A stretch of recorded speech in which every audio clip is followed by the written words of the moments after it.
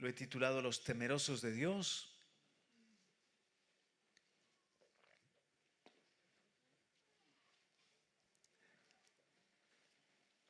Basado en el Salmo 34, versos 11 al 14,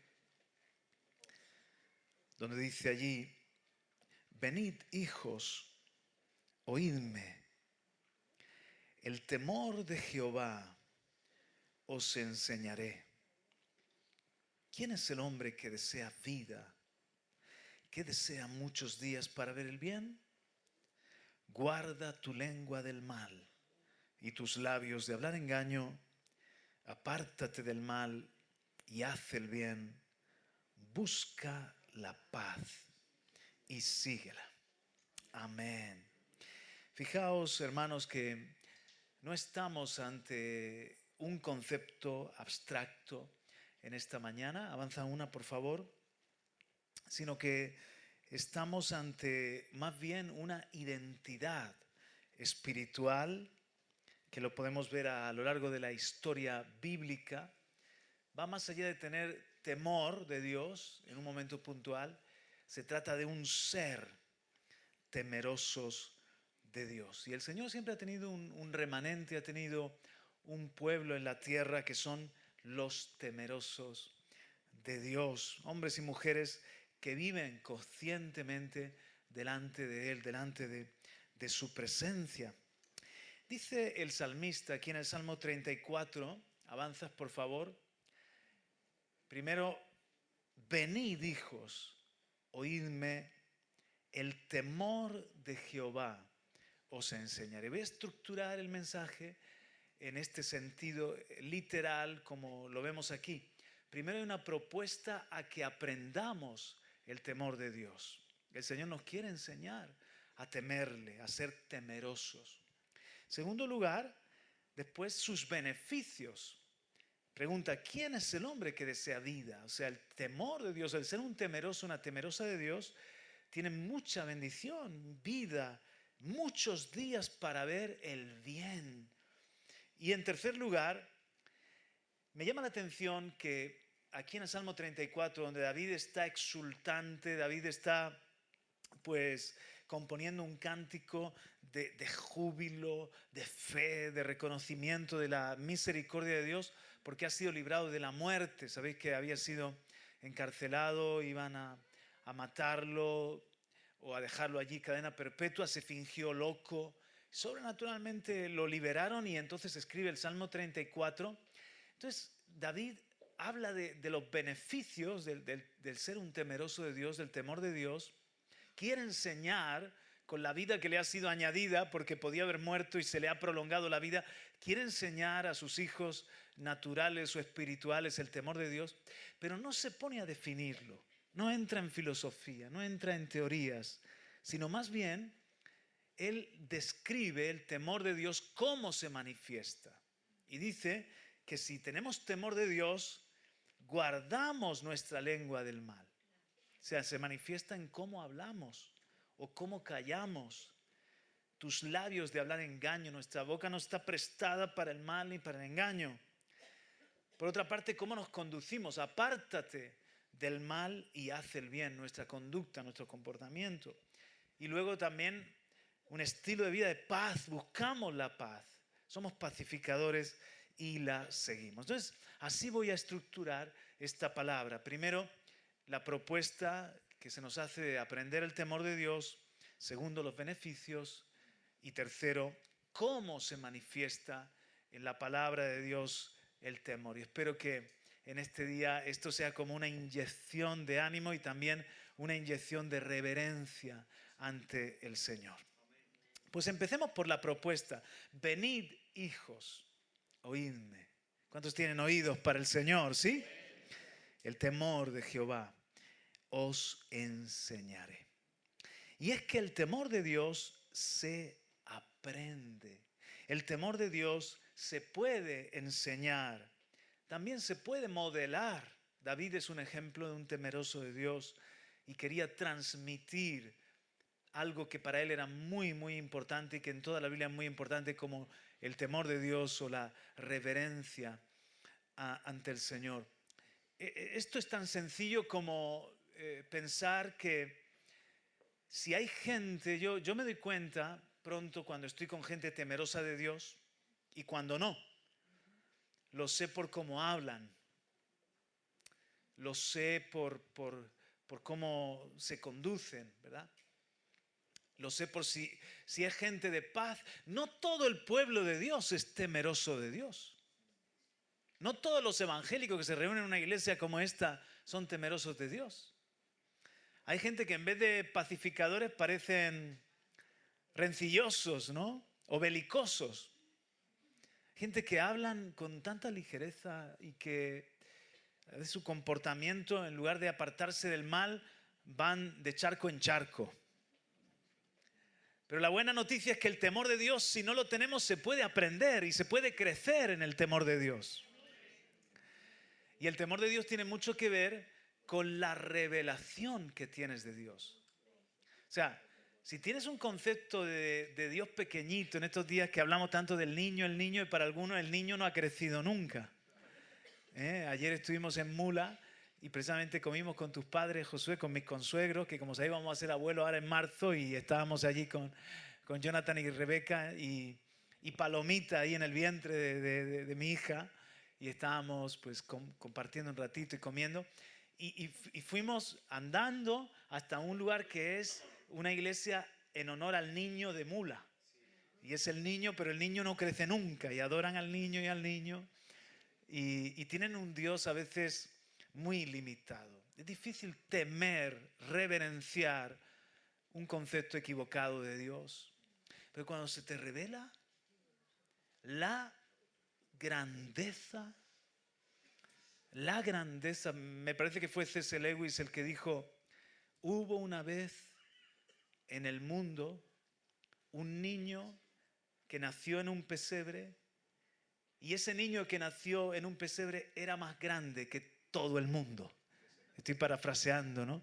Ese niño no era cualquier niño, era Dios hecho hombre, el eterno, el creador, que dice que las naciones son ante él como gota de agua en un cubo. O sea, qué bien que vino encarnado, porque si llega a venir en toda su esencia explota la tierra.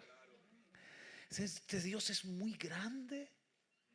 Y cuando se te revela, inmediatamente comienzas a respetarlo, a temer en el sentido no de miedo, sino de reverencia. Y también en la experiencia de caminar con Dios, también uno va creciendo en el temor de Dios. Pero te das cuenta, yo en la medida en la que he ido caminando con el Señor, me doy cuenta de que Él es papá, pero Él también es 3 veces santo, también es fuego consumidor, que Él es un Dios de gozo, pero es cosa seria, que son necios los que juegan a ser cristianos o que juegan con lo de Dios. O sea, este libro que tienes entre manos que se llama la Biblia es lo más grande que hay de todos los libros y de todos los mensajes que hay en la tierra. Esta presencia que se respira aquí no es cualquier presencia, es la misma del cielo. Estamos ante el trono del Rey de Reyes y Señor de Señores. Es algo grande. Entonces, en la medida que vas caminando con Dios y Dios te alecciona y Dios se te va revelando. Por ejemplo, mi hijo Rubén ha sacado el carnet de conducir. Entonces, ayer agarró mi coche, ¿no? Y fue a recoger a un primo suyo y tal, y en un bordillo pegó un reventón, reventó la rueda y ya sabes, tuvimos que cambiar las 2 ruedas de adelante, bla, bla, bla. Y cuando llegamos, porque llegábamos precisamente de Mula, y llegamos y estaba mi hijo ahí frente al taller viendo cómo le cambiaban las ruedas, esperando cómo íbamos a reaccionar nosotros. Y digo, ¿qué? No voy a volver a coger vuestro coche. Yo no voy a volver a coger vuestro coche porque... Y estaba nervioso. Digo, hijo, tienes que seguirlo cogiendo. Y esto es parte. Y por eso es bueno que los conductores nobles lleven un coche de esos de segunda mano, con varios rayados, ¿sabes? Que no valga mucho, porque esto va a ser parte. Es que tiene entre manos 2.000 kilos, 2.500 kilos, no sé cuánto pesa un vehículo, 2 toneladas. Tienes algo que te familiarizas con un coche y lo llevas, y especialmente los jóvenes, todavía la corteza prefrontal del cerebro no está del todo desarrollada y el sentido de peligro, esto es así. O sea, es que los mejores corredores de velocidad, de vehículos, de motocross o de Fórmula 1, son muy jóvenes. ¿Por qué? Porque el sentido de peligro todavía no lo tienen y hacen locuras. Y no son padres, no, muchas veces. Bueno, entonces Rubén, pues, van los jóvenes hasta que tienen su primer golpe, ¿no? O su primer bordillazo, o su primer accidente, y se dan cuenta de que, wow, digo, hijo, es que con esto puedes matarte, puedes matar a alguien. Por eso no es fácil en España sacar el carnet de conducir, porque no cualquiera puede estar ahí en la carretera a 120 por hora. Entonces, con Dios pasa, salvando la distancia, algo muy parecido. Nos familiarizamos con las cosas de Dios hasta que ves caer a alguien muerto a tu lado.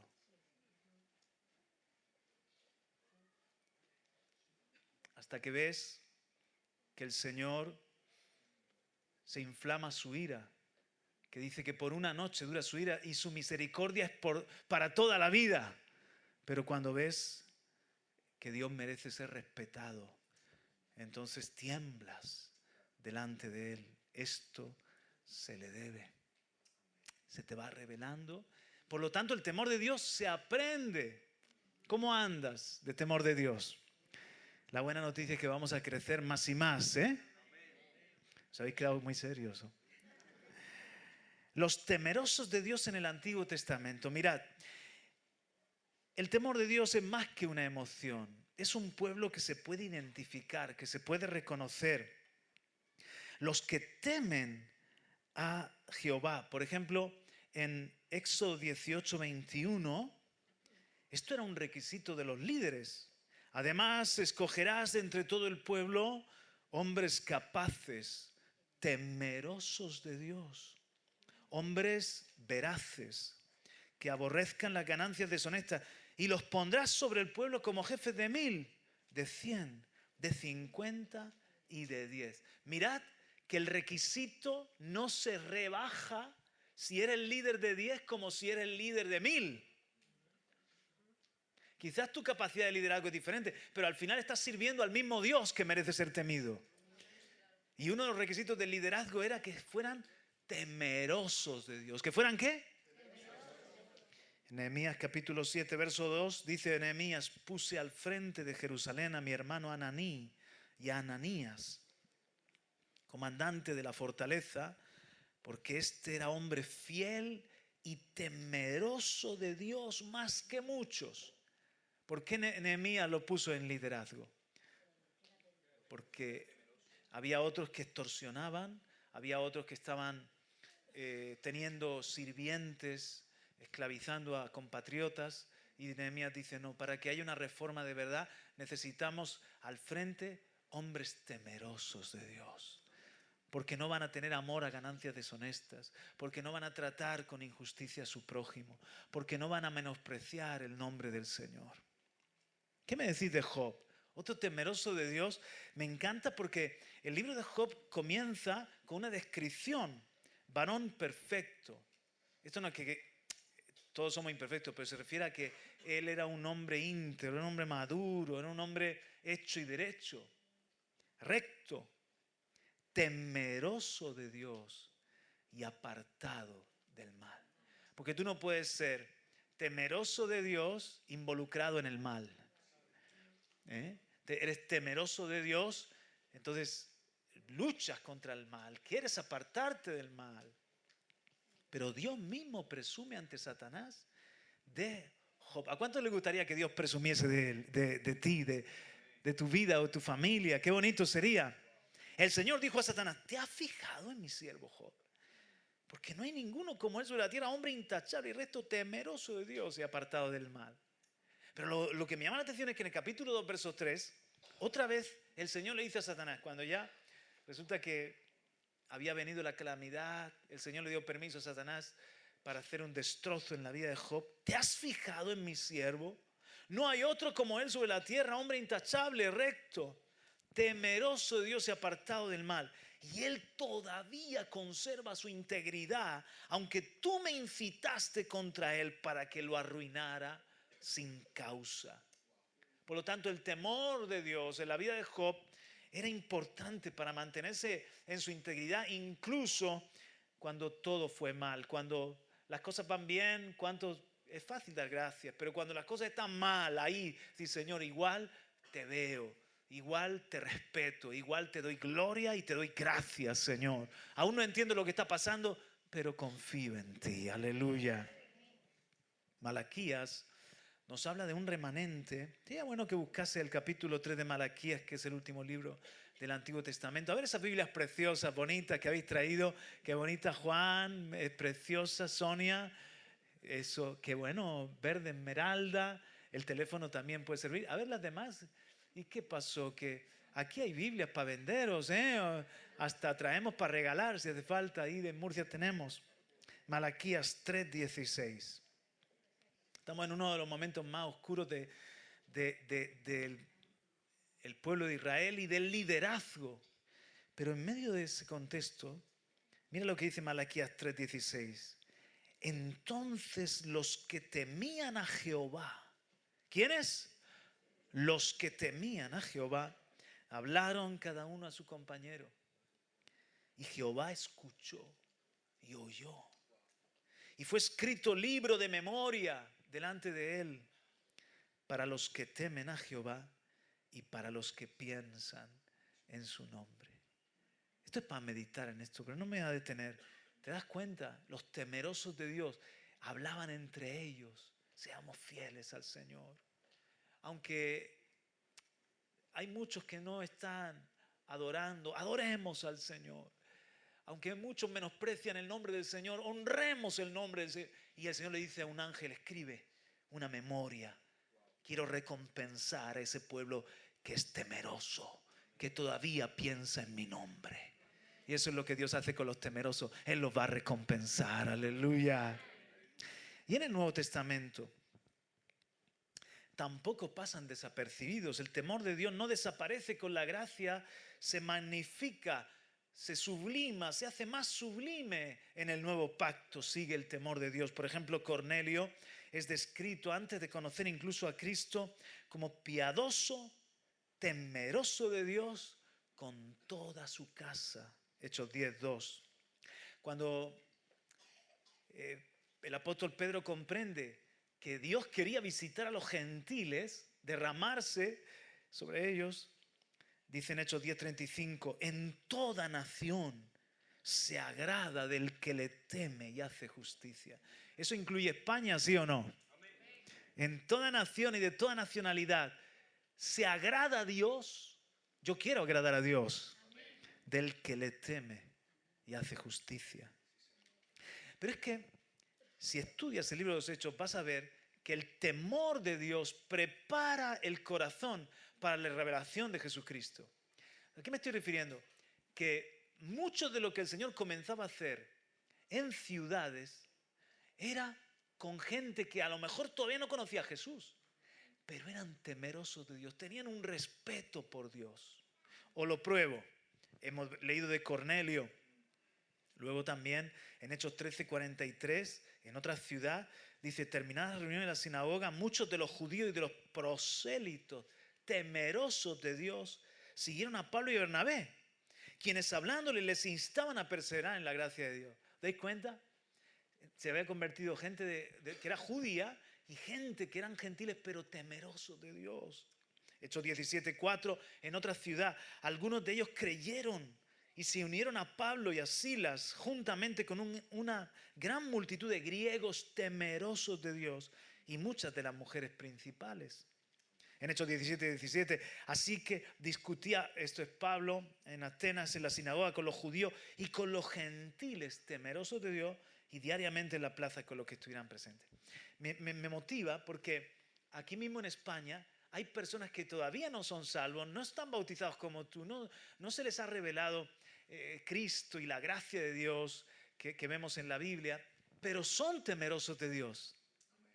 Quizás en su catolicismo, quizás en su fe musulmana, quizás aquí al lado los amigos que que se reúnen un par de locales, son temerosos de Dios, son gente que respeta al Señor, que están en una búsqueda igual que tú y yo antes de conocer a Jesucristo. Y es muy probable que el Evangelio, la revelación de la salvación y la revelación de Jesús les llegue un día a sus vidas también.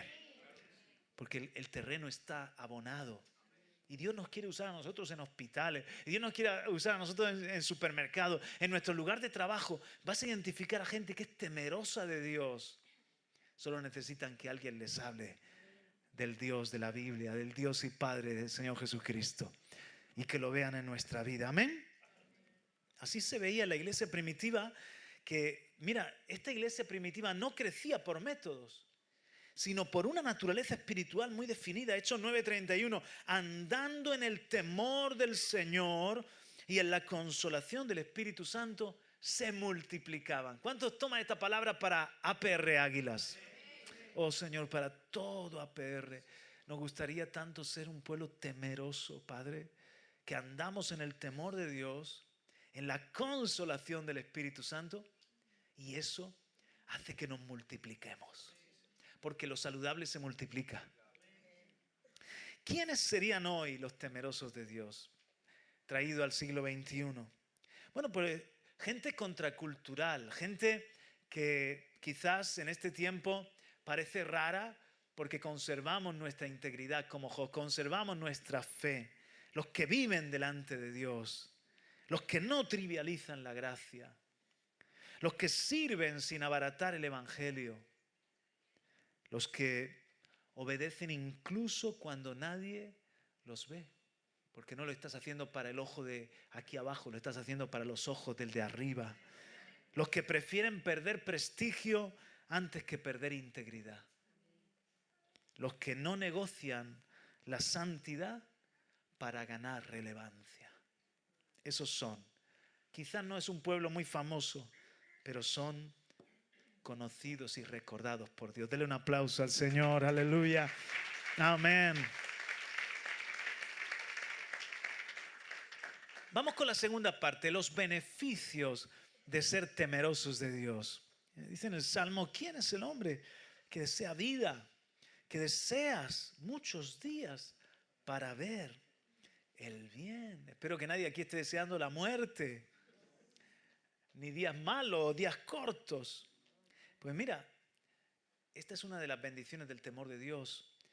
Días largos y buenos, vida y vida de Dios. La promesa más importante del temor de Dios para mí es la del Salmo 25:14.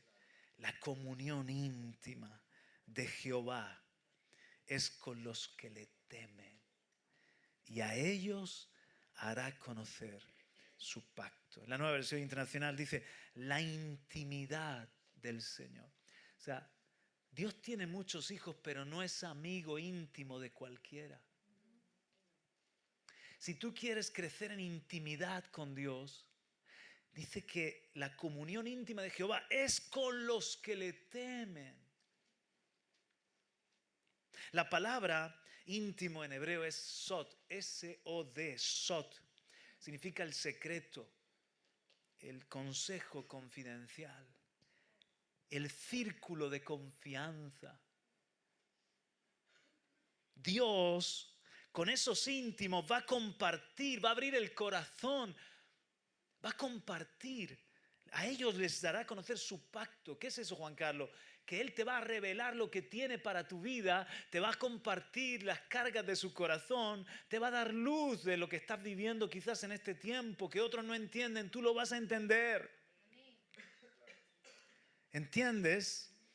El sod es intimidad profunda. Dios explica qué está haciendo contigo. Dios te confía su propósito. Dios te hace partícipe de su agenda. Y a veces con el Señor se lo ponemos difícil porque Él nos quiere guiar, Él nos quiere dar luz. Él nos quiere dar entendimiento de su propósito y de su pacto. Pero hay dos cosas. Es como que la intimidad fuera un cuarto. El secreto del Señor fuera un habitáculo, una habitación. La llave para entrar es el temor de Dios. No vas a poder entrar al consejo de Dios, al pacto revelado, a la intimidad, sin esta llave que hoy nos está predicando el Señor. Pero luego está los que tienen incluso la llave y no buscamos la intimidad. ¿Sabes? Podemos abrir la puerta del secreto con el Señor, pero el Señor nos echa de menos en el secreto, en lo profundo y en lo íntimo, nos está echando de menos. Por lo tanto, estamos viviendo muchas cosas y nos falta entendimiento de su propósito, el por qué, el para qué, de su pacto. No sabemos ni de dónde venimos ni a dónde vamos. Somos un pueblo como un mulo que no tiene entendimiento. Pero la Biblia dice que nosotros somos, se nos describe como los entendidos, a los que nos ha amanecido. Entra en el secreto del Señor y quizás se te va a revelar lo que tiene para tu vida, para tu familia. Entra al secreto del Señor y quizás te va a compartir sus cargas y te va a dar misiones. Entra al secreto del Señor y quizás vas a comprender por qué tu economía no está marchando, o qué propósito tiene detrás de esa enfermedad, o por qué ese jefe tuyo está siendo tan pesado últimamente, y vas a ver el para bien, vas a ver el propósito incluso en lo que parece negativo. El Señor está esperándonos en su intimidad. La mayor de las bendiciones del temor de Dios es convertirnos en amigos íntimos. Y no sé tú, yo quiero ser un íntimo. Por lo tanto, amistad con Dios, acceso a su consejo, revelación del pacto. Pero hay otras bienaventuranzas en el Salmo 128, bendición familiar; en Proverbios 31, dignidad espiritual; en el Salmo 31, 19, bondad reservada; en el Salmo 33, cuidado y provisión; en el Salmo 34, protección angelical; en el Salmo 103, misericordia y perdón; en Proverbios 19, 23, vida y reposo; en el Salmo 112, una descendencia poderosa. Muchas, pero no tenemos tanto tiempo. Yo sí, pero tú no. O sea, yo me quedo aquí predicándote hasta las 5 de la tarde, pero algunos se van a ir, algunos no me van a aguantar. Entonces déjame compartirte solo una. Isaías 33, 6. Esta es muy buena. Él será la seguridad de tus tiempos, abundancia de salvación, sabiduría y conocimiento. El temor del Señor será tu tesoro. ¡Wow! Entonces, el temer a Dios enriquece. El temer a Dios nos hace prósperos. Venid, hijos, escuchadme. El temor del Señor os enseñaré. Creo que es un ejercicio que los padres tenemos que hacer con los hijos, con los jóvenes, con los hijos, los discípulos, los hijos espirituales. Doy gracias que mi padre espiritual, Fernando, fue un temeroso de Dios que me enseñó y que me modeló el temor de Dios. No conozco un hombre más temeroso de Dios en la tierra que nuestro pastor Juan Radamés Fernández. He tenido el privilegio de tener padres que me enseñaron el temor de Dios. Y hoy dice aquí, el temor del Señor sea tu tesoro. Este tesoro se lo quiero pasar a la siguiente generación, a mis hijos, a mis nietos y a todos los que me permita Dios. Les quiero compartir esta bendición. Enseñar, modelar, transmitir el temor de Dios. ¿Te apuntas? Última parte. Mira que voy rápido, ¿no? ¿Cómo se manifiesta el temor de Dios? Guarda tu lengua del mal y tus labios de hablar engaño. ¿La queja estaría englobada dentro de eso? Probablemente, ¿eh? Apártate del mal y haz el bien. Busca la paz y síguela. Bueno, aclaremos, ¿qué no es el temor de Dios? El temor de Dios no es terror o pavor, porque en la Biblia hay una palabra para el terror o el pavor. Por eso dice que el perfecto amor echa fuera el temor. ¿Qué? El perfecto amor echa fuera el temor. ¿A qué se refiere? Al terror, al pavor. Por ejemplo, siempre que Satanás quiere crear un clima donde se siente a gusto, crea un clima de pánico, de temor, de ansiedad. Por eso los hijos de Dios no somos aficionados a las películas de terror. ¿A qué no? Esas le gustan al diablo. Nos gustan las de fe y las de bendición, las sanas. Bueno, otra cosa que no es el temor de Dios no es miedo ante el poder de Dios. Cuando murieron Ananías y Zafira, dice que cayó un temor sobre la iglesia y sobre los que conocían estas cosas. O sea, gente que no era temerosa de Dios, pero que decían, wow, unos han mentido allí y han muerto ipso facto. Y no se atrevían a ser cristianos así porque sí. Entonces, hasta los demonios tiemblan, hasta los demonios le tienen un miedo y un respeto a Dios. Y no necesariamente es el temor de adoración, de reverencia. El temor del que estamos hablando es eulabeia en griego. Amor y reverencia entremezclados, amor y temor unidos. Es la piedad real. Los piadosos son los que tienen eulabeia. Agustín lo expresó así: el temor del Señor es el comienzo del amor. Aquel que no teme no puede amar rectamente. ¿Has visto esa gente que dice, ay, mi papuchi, mi Diosito, ay, Dios sabe, Dios? Algunos hasta se encomiendan a Dios para ser sicarios. Ay, mi Diosito, que me toque la lotería, mi Diosito. Y hablan de Dios y al mismo tiempo están hablando tonterías, blasfemando. Hoy en día con las redes sociales tú puedes ver a gente que tú dices, límpiate la boca para mencionar el nombre del Señor. No hay temor. Por lo tanto, no aman rectamente. Otra vez, tienen un concepto equivocado de Dios. El temor de Dios se manifiesta. No nos lo intenta definir. Quiere que lo veamos. Lo describe el salmista. Apartarse del mal. Salmo 34. Os enseñaré el temor del Señor. Guarda tu lengua, guarda tu conducta, apártate del mal, busca la paz. Proverbios 14:16. El sabio teme y se aparta del mal. No vayas para allá. El Espíritu Santo diciéndote, no te juntes con eso, no te juntes con ese. No agarres esa propuesta y hay algo sucio. ¿Cómo te van a dar tanto dinero por nada? Y el Espíritu Santo ahí advirtiendo, y tú no es para tanto. Y te metes en el charco, te metes en la boca del lobo, nunca mejor dicho. El temor de Dios es maravilloso porque el temor de Dios te pone un freno. El temor de Dios de repente, no, porque le entristezco a Dios. No, porque sé que eso es muerte. No, porque sé que eso es sombra, oscuridad. Ahí no está la luz de Dios. ¿Os dais cuenta?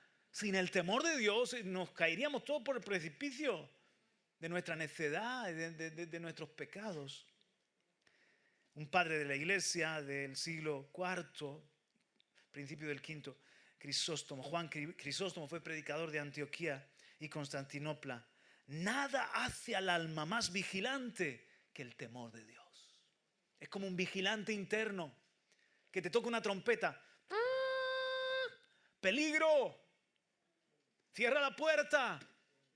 Apaga esa película o no sigas esa cuenta de Instagram o cuidado con ese bruto en TikTok que te está haciendo perder el tiempo y te está contaminando.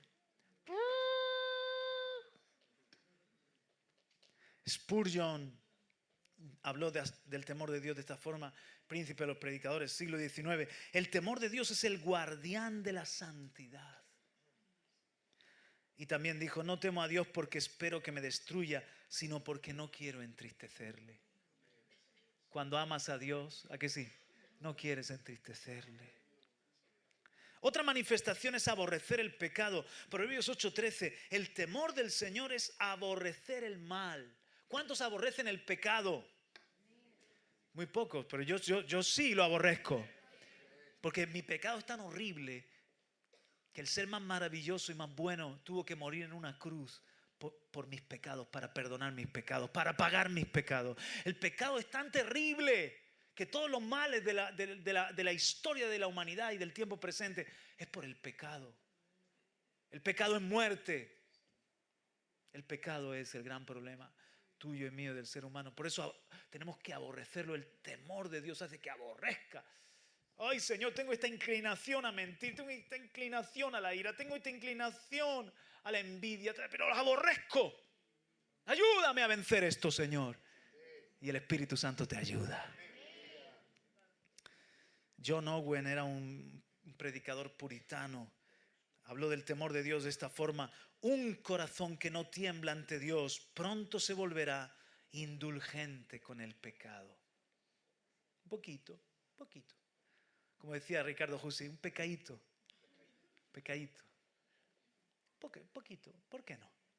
Ese tonteo con la compañera del trabajo, dejarme querer, o con el compañero del trabajo que me halaguen y te tomas un café ahora conmigo cuando salgas, ¿por qué no? Un poquito.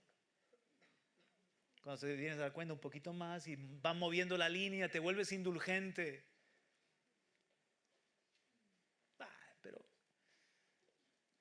no se va a dar cuenta mi jefe si me quedo con esta comisión. Él gana demasiado y no me paga bien. O sea, ¿te das cuenta que siempre hay justificación? Hay un máster en justificación que te sacas sin darte cuenta en la universidad de la vida. Máster en justificación.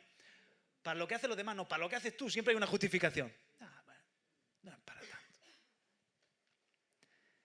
Pero el temor de Dios hace que no seamos indulgentes. A lo bueno, bueno, a lo malo, malo. Llamamos a las cosas por su nombre. Si me he equivocado, me he equivocado. Ayúdame a ser mejor mañana, Señor. Obedecer a Dios es la otra manifestación. Deuteronomio 6. El temor produce obediencia prolongada. ¿Qué es lo que nos pasa con nuestro hijo? A veces he tenido que decirle a mi hijo, mirarle así y decirle: tú no me respetas a mí. ¿Algún padre se identifica conmigo? Porque me ponen muy buena cara, y ahí siguen los platos en el fregadero, tío. Te lo dije a las 4 de la tarde y a las 8 están todavía allí. Tú no me tienes a mí respeto. Vamos a ver si crece el temor. Dame para acá el teléfono y ciérrate que no sales hoy.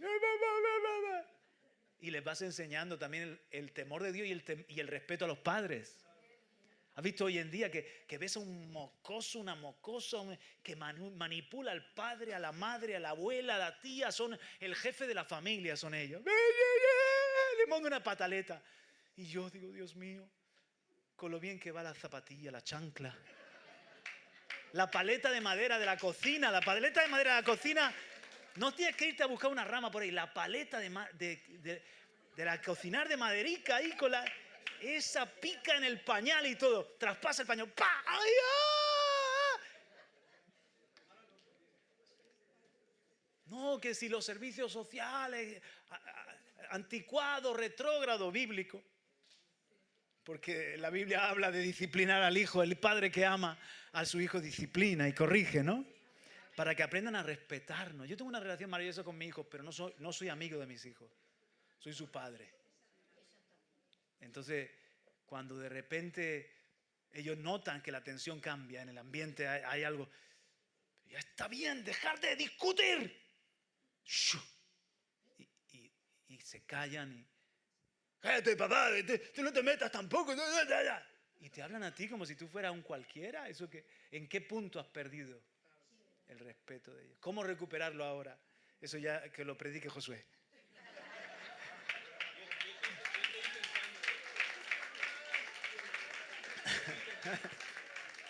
Ese es el problema de él. Pero no me quería meter yo en esto. Perdona que me suba todo el rato. Mi mujer me ha dicho que los pantalones me están demasiado largos y dice, súbetelo para que no te los pise. Entonces ando como Sancho Panza. Donde no hay obediencia, no hay verdadero temor. Entonces nosotros podemos cantarle a Dios bonito, te temo tanto, eres tan maravilloso. Y el Señor dice, menos samba y más trabajar. Menos palabra y más obediencia. En tu obediencia yo sé que me temes. Den un aplauso al Señor para que le dé rabia al diablo.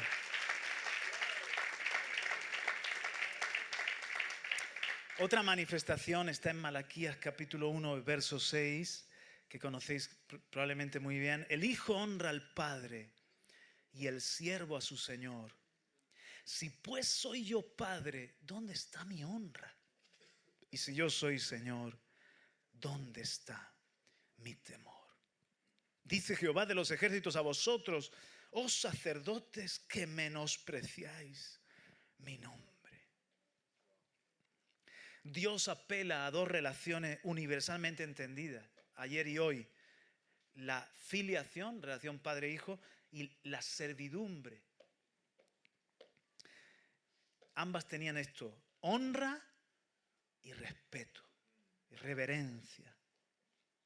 Entonces Dios dice, si me llamáis Padre y Señor, a los sacerdotes, a los que eran los cristianos de aquel tiempo, los temerosos de aquel tiempo, ¿dónde está mi honra?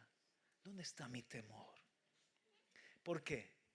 Este es el principio. El servicio que das a Dios revela el temor real que tienes.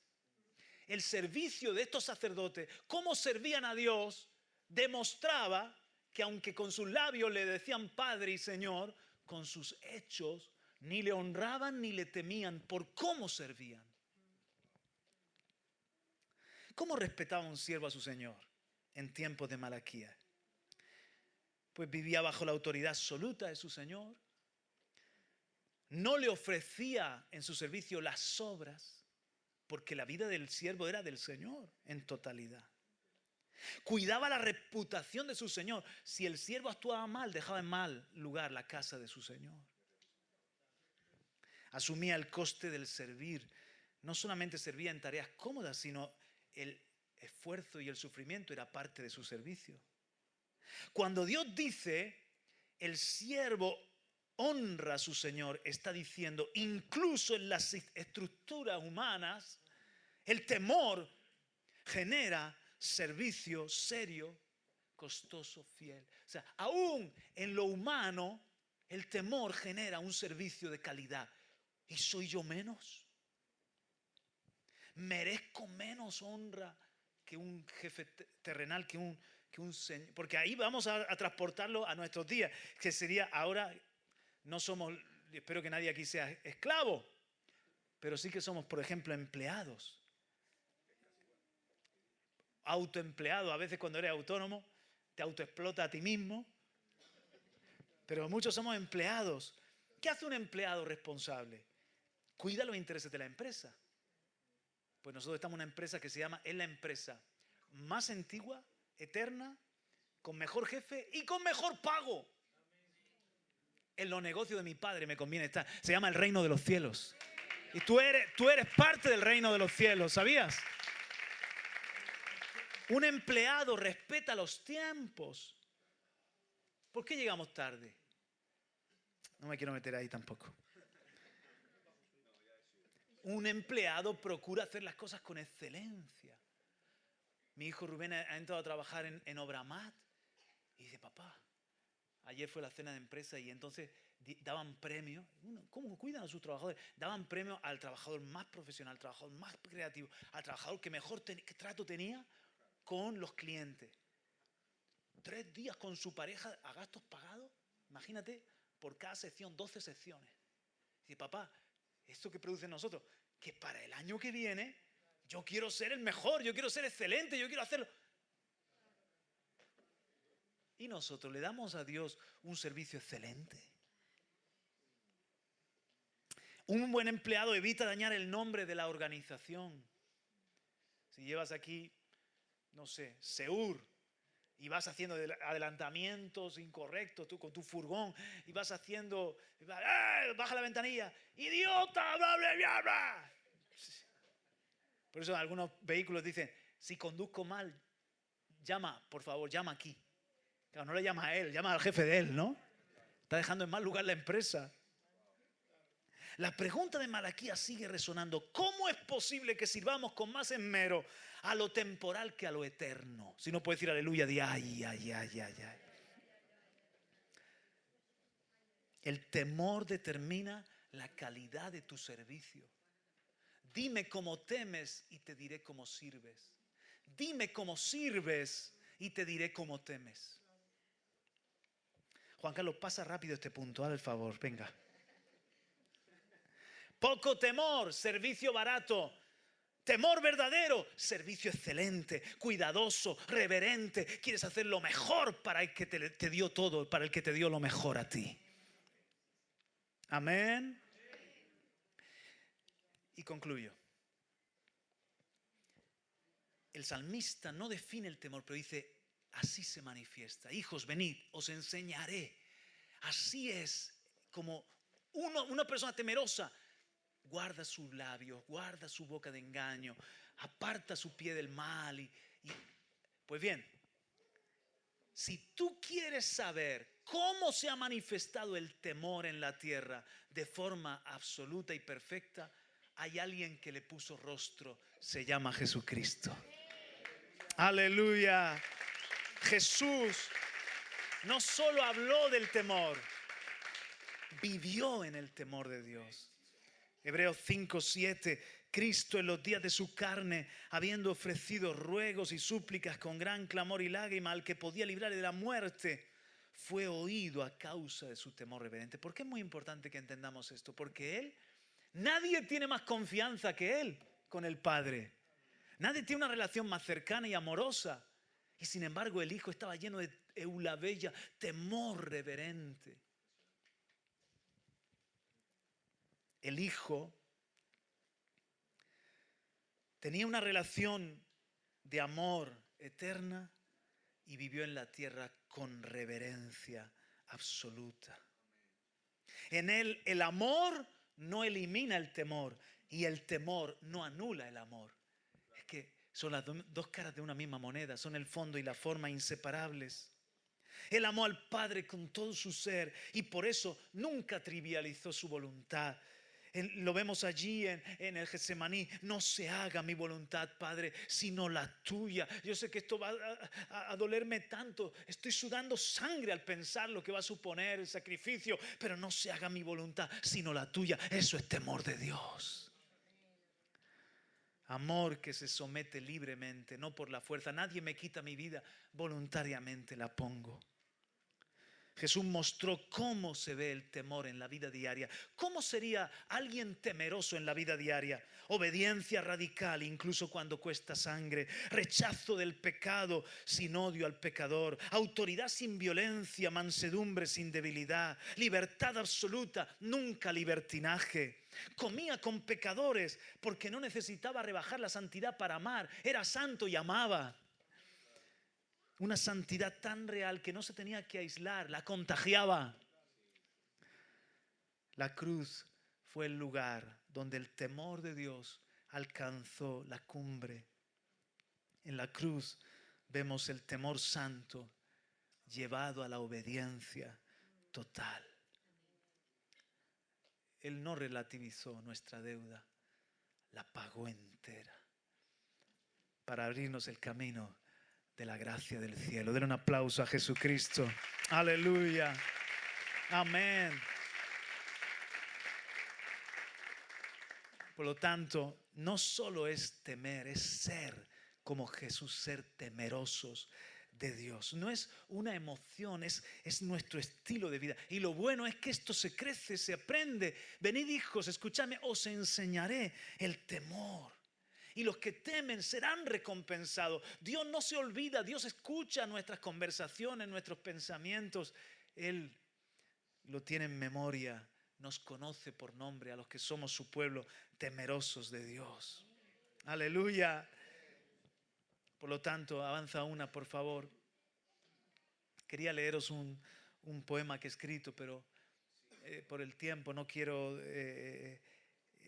extenderme más. De verdad que no quería. ¿Sí? Bueno, vamos a leerlo para gloria de Jesucristo, ¿de acuerdo? Si el temor de Dios caminara entre nosotros, no alzaría la voz y sin embargo haría enmudecer. No gritaría su autoridad y aún así nadie la discutiría. El temor del Señor no gobierna por ruido, gobierna por peso. No se impone por miedo, se establece con santidad. No sabríamos decir si es hombre o mujer porque no pertenece a las categorías del polvo. Tendría la firmeza que sostiene y la ternura que guarda. corregiría sin herir, cuidaría sin consentir. Sería antiguo como la sabiduría y nuevo como la pureza intacta. Caminaría despacio, pues no huye del tiempo ni compite con los hombres. Vestiría con sobriedad, sin la ostentación del orgullo ni el descuido del olvido. En el palacio no sería extraño y en la casa humilde no caería pesado. La dignidad del temor no nace de lo que se ve, sino de aquel a quien sirve. Hablaría poco porque no necesita muchas palabras, y cuando hablase no heriría para pisar, ni halagaría para agradar. Haría preguntas, preguntas que no acusan, pero que nadie esquiva, preguntas que colocan el corazón ante el Dios vivo. Su presencia inquietaría allí donde el pecado descansa tranquilo. No señalaría con desprecio y menos pactaría con la sombra. Se apartaría del mal y su integridad sonaría a proclamación. Porque el temor del Señor no quiere convivir con el pecado, sino aborrecerlo sin perder su misericordia. A los humildes cubriría, a los soberbios desarmaría, a los débiles rodearía y a los religiosos desenmascararía. No haría del error un espectáculo, ni de la verdad un susurro. No presumiría de Dios, pero caminaría con Él. Sin mencionar su devoción, la revelaría en cada paso. Y entonces comprenderíamos al detenernos, al callar, al mirar con atención, que el temor de Dios no es una idea, el temor del Señor tiene rostro. Ese rostro es Jesucristo. En Él la reverencia se hizo carne. Obediencia sin miedo, amor sin ligereza, libertad sin rebeldía. En Él el temor no aleja del Padre, conduce a su intimidad. Jesucristo no huyó del huerto, ni negoció la cruz, ni relativizó la deuda, y por eso mismo abrió el camino de la gracia. El temor del Señor, cuando brilla en Jesucristo, no encoge el alma, la ordena. No encadena el amor, lo preserva. Ya que donde está Jesús, Dios reina. La conciencia despierta, el pecado tiembla y la vida recupera eternidad. Bendito el que teme al Señor. Bendito el que mira a Cristo. Bendito el que camina con Dios en temor limpio y amor sincero. Bendito el día que nació en Belén, pues nació la reverencia. Amén. Aleluya. Amén. Qué hermoso. Aleluya. No se define, no es necesario. Se nos mostró, se nos reveló. Así que temerosos de Dios, no porque tengamos miedo, sino porque lo tomamos en serio. El servicio deja de ser barato. Si yo soy Señor, ¿dónde está mi temor? Padre, te damos gracias por tu palabra. Señor, nos sentimos como los hijos que hemos venido a tu mesa, como los alumnos que hemos venido a tus pies. Aprender a temerte. Perdónanos, Señor, de todo corazón, toda forma de irreverencia, Señor. Que a los pies del Rey en Águilas y todo nuestro ministerio tenga este denominador común, que seamos los temerosos. Seamos parte de ese remanente que camina delante de ti, Señor,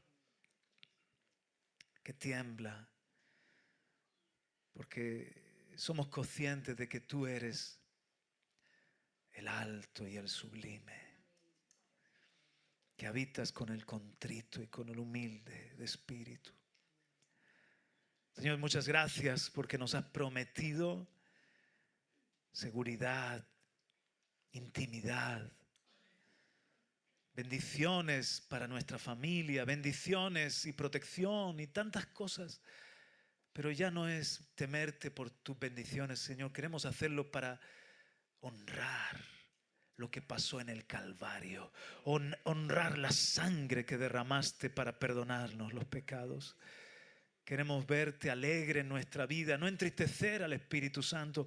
Por eso, querido Espíritu, ayúdanos a todos los que estamos aquí, a todos los que puedan escuchar esta palabra, a comprometernos con el temor de Dios, a seguir creciendo en este camino, Señor, que tiene recompensa en esta vida y en la vida eterna. Y sobre todo, gracias por Jesús, el Maestro, el modelo, el que lo hizo posible. Te damos este aplauso en el nombre de Jesús. Amén. Aleluya. Fuerte. Aleluya. Gloria al que está en el trono. La honra y la gloria. Amén. Sí, amén. Yo también quería orar porque como vuestro pastor es para mí necesario y imprescindible sellar esta palabra que Dios nos ha hablado hoy, donde el Señor ya viene hablándonos sobre integridad, ¿verdad? Sobre todo los miércoles. Precisamente el último miércoles que hablamos de integridad y el temor de Dios. Y el Señor nos está llamando la atención sobre esto. Y fijaos que hemos empezado la reunión haciendo esta reflexión juntos. Yo os decía, ¿qué nos está pasando? Y os decía, ¿habéis observado que cada vez empezamos más tarde la reunión? La reunión es a las 11 y bueno, pasan así, empezamos a las 11:02, 11:05, es normal. Pero últimamente estamos observando que empezamos a las 11:15. Y no es religión ni legalismo, es lo que hoy el Señor nos ha hablado. Ese amor radical por Él que te hace querer agradarle constantemente, que te hace querer honrarlo, que te hace... Es la revelación más grande que hay de la gracia de Dios, el temor. Porque cuando se te revela la gracia de Dios, ya quieres vivir para Él. Ya no tiene sentido nada en nuestra vida más que agradarle a Él. Es como... el temor de Dios es como querer honrar el objeto de tu amor. No es un miedo, porque si no, no puedes amar a alguien de quien tienes miedo. Al contrario, es un temor a fallarle, a no agradarle porque estás enamorado de Él. Entonces, Padre, te damos gracias por tu palabra, Señor. Tomamos muy en serio siempre que tú nos hablas, Señor, como pueblo. Queremos ser oidores, y no solamente oidores, sino hacedores de tu palabra, Señor. Que esta palabra, Señor, nos despierte, Señor, y nos haga entender estas verdades, Señor, que son las que sostienen nuestra fe. Esto es un fundamento básico de nuestra cristiandad, el temor al Señor. Con mucha reverencia, Señor, recibimos tu palabra. Gracias, con mucha gratitud en nuestro corazón, porque el Padre que ama, habla. El Padre que ama, disciplina. El Padre que ama, nos corrige. Y así eres tú, Señor, un Padre amante que corrige como hoy tú nos has hablado con un corazón de Padre y amoroso. Gracias, Señor, por tu palabra. La recibimos, Señor, como un tesoro y te damos toda la gloria a ti, Señor, en el nombre de Jesús. Amén. Y amén. Amén. Aleluya.